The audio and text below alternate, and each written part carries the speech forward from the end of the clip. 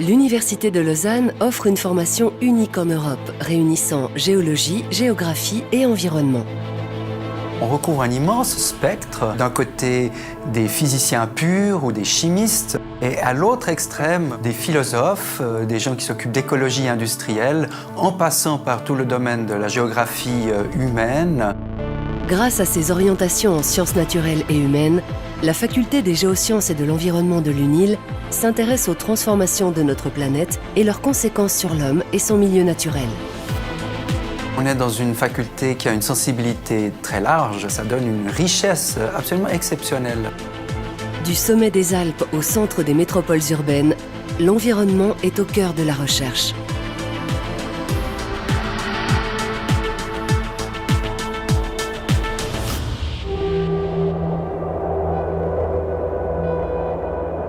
La Terre, une planète en perpétuel changement, façonnée par d'incroyables phénomènes géologiques.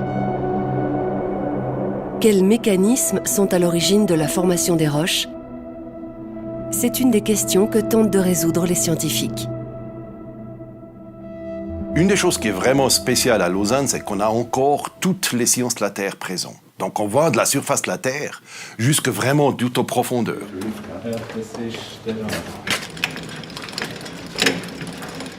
Nous, on fait des études qui commencent il y a 4,6 milliards d'années et ça continue jusqu'à maintenant. En Patagonie, les géologues de l'UNIL ont trouvé un terrain de recherche idéal pour mener l'enquête. La Patagonie me fascine parce que les falaises, les roches, on les voit extrêmement bien. On voit une partie de la croûte, pas du tout déformée, pas du tout changée, et donc ça veut dire qu'on peut vraiment voir ce qu'étaient les processus qui se faisaient à peu près il y a 12,6 millions d'années. À cette époque, du magma en fusion remonte des profondeurs de la Terre. Ce processus est à l'origine de la formation de ces parois. Pour l'étudier, des échantillons de roches récoltés sur place sont analysés à Lausanne à l'aide de cette sonde. Un instrument dont il n'existe que 2 exemplaires dans le monde. Cet instrument sert à analyser des compositions chimiques des minéraux. Ça va nous raconter l'histoire sur la formation de ces minéraux. Et grâce à cela, peut-être mieux comprendre les origines de notre planète. Nos étudiants, ils sont impliqués très fortement dans le développement de notre société. Engagés dans la construction de tunnels, par exemple, les géologues de l'UNIL sont aussi recrutés par des multinationales pétrolières ou des ONG.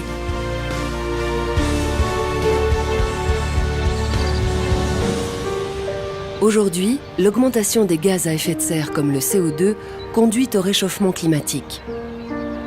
Pour faire face à cette menace, Fabienne Dietrich travaille sur l'iroko. Cet arbre tropical offre peut-être une solution. Cet arbre, comme n'importe quel autre arbre, fait la photosynthèse. C'est un mécanisme qui permet aux plantes de créer de l'énergie à partir du CO2 atmosphérique. Simplement, lui, après, il va avoir la particularité de le rejeter dans le sol sous forme de sel. Et ce sel va être transformé dans le sol par des bactéries et des champignons sous forme de calcaire. Cet arbre stocke donc de manière durable le gaz carbonique. Une découverte majeure à la frontière entre le minéral et le vivant.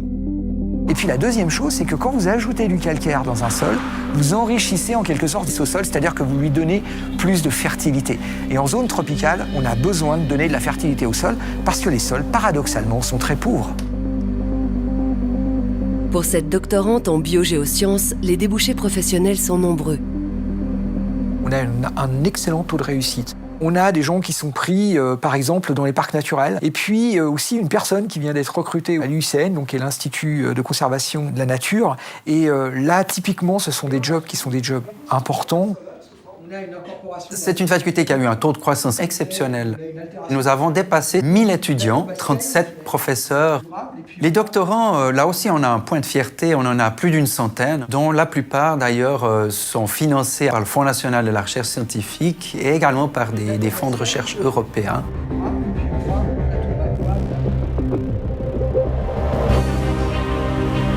Autre terrain de recherche pour les étudiants, la ville. Elle se comporte comme un organisme vivant en perpétuelle transformation. Il existe diverses manières d'étudier les villes. On peut les cartographier, on peut s'intéresser à des quartiers, on peut s'intéresser aux interactions entre habitants. Nous, on a un point de vue différent dans le sens où on s'intéresse aux interactions entre les villes. Cet étudiant en master a mis en évidence un réseau de liens économiques entre les villes mondiales.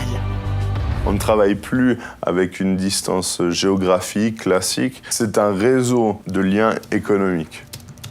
Les villes sont représentées en fonction de l'importance des liens tissés entre les filiales de multinationales. Plus les liens sont importants, plus les villes apparaissent proches. Ce qui est intéressant, ce sont les 3 villes centrales, Londres, Paris et New York. Elles sont très connectées. Cette recherche est stratégique. Elle détermine l'attractivité des villes pour les entreprises qui veulent s'y implanter. À l'échelle du canton de Vaud, d'autres questions se posent sur l'avenir de l'agriculture. Les villes auront-elles bientôt englouti la campagne ? Aujourd'hui, l'agriculture est un enjeu mondial en termes d'alimentation, mais aussi en termes d'occupation du territoire, en termes d'usage des ressources, etc. Donc on s'est posé un certain nombre de questions. Les paysans vaudois vivront-ils de la terre ou de la production d'énergie ? C'est une des interrogations soulevées par cette enquête.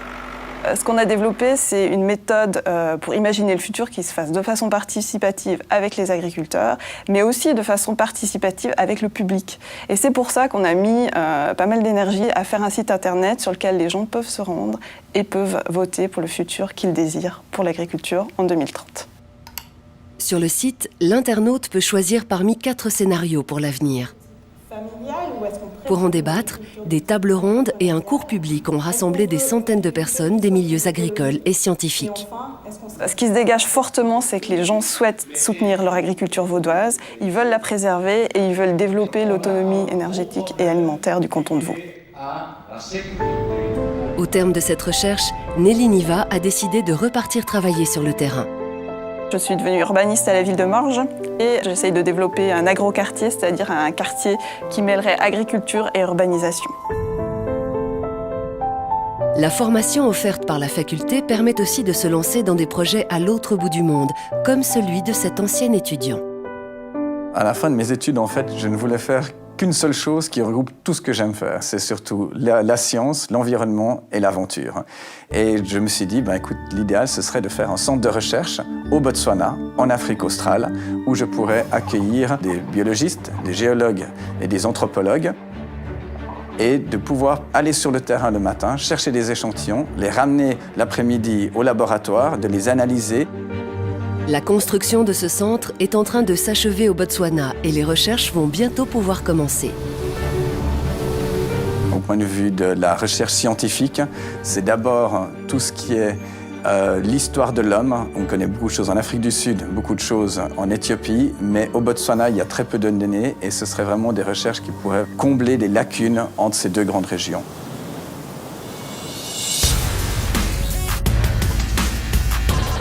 Retour en Suisse.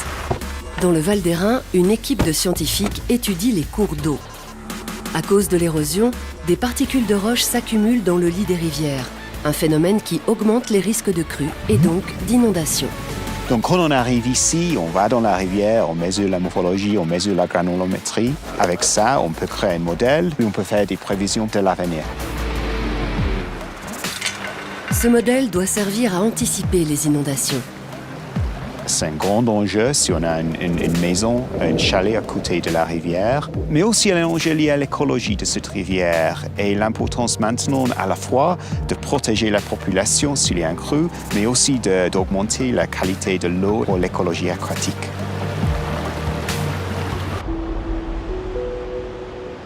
La gestion durable de l'eau est un vrai défi. Le lac Léman est le plus grand réservoir d'eau potable d'Europe. Pourtant, il est menacé. Oui, le lac est menacé. Depuis quelques années, on détecte des milliers de micropolluants dans le lac. Ces substances chimiques sont dues à notre utilisation quotidienne de cosmétiques, de pharmaceutiques, etc. Et moi, je m'intéresse aux risques des micropolluants pour l'environnement en général, inclut l'homme, mais aussi toutes les autres espèces, les poissons, les algues. Et certaines substances chimiques peuvent présenter un risque non négligeable pour ces espèces-là. Alors, cette problématique des micropolluants est relativement nouvelle. Ça fait une quinzaine d'années qu'on en parle largement. Et il y a de plus en plus de questions qui se posent par rapport à ça, par rapport à risque pour l'environnement, risque pour l'homme. Et il y a besoin de spécialistes formés sur la question pour les offices cantonaux, pour les bureaux d'études, pour les politiques. Une action globale en faveur de l'environnement est donc aujourd'hui essentielle pour nos sociétés. Alors, ce qui est très caractéristique des problèmes d'environnement contemporains, aussi bien les problèmes globaux, climat, biodiversité, que des problèmes plus locaux, micropolluants dans le lac, c'est qu'ils sont tous abstraits. Si vous voyez le climat, les gens ne comprennent pas ce que ça signifie le changement climatique. Avec mes sens, je ne perçois pas une moyenne de température. Et justement, on se mobilise dans une démocratie que pour ce qui nous touche directement. Et on voit bien que nos démocraties n'arrivent pas à vraiment prendre en charge les problèmes d'environnement globaux. Nous, en tant que chercheurs à l'Université de Lausanne, évidemment, on ne se contente pas de ce constat. On essaie bien de proposer quelque chose. Alors, par exemple, on essaie de construire les principes d'une démocratie, on parle de démocratie écologique, qui réussirait un petit peu mieux à nous amener tous à mieux tenir compte de ces problèmes qui paraissent lointains, qui sont abstraits, alors que l'impact sur nos modes de vie sera extrêmement important. Les ressources sont limitées, on est sur une planète qui n'est pas extensible, donc on a toutes sortes d'aspects de durabilité forte à aborder, sensibiliser nos étudiants pour qu'ensuite, s'ils deviennent des politiques notamment, ils puissent transmettre cette nouvelle vision des choses. Pour répondre à ces enjeux, la Faculté des géosciences et de l'environnement de l'UNIL propose une recherche interdisciplinaire et une formation de pointe à la croisée des sciences naturelles, expérimentales et humaines.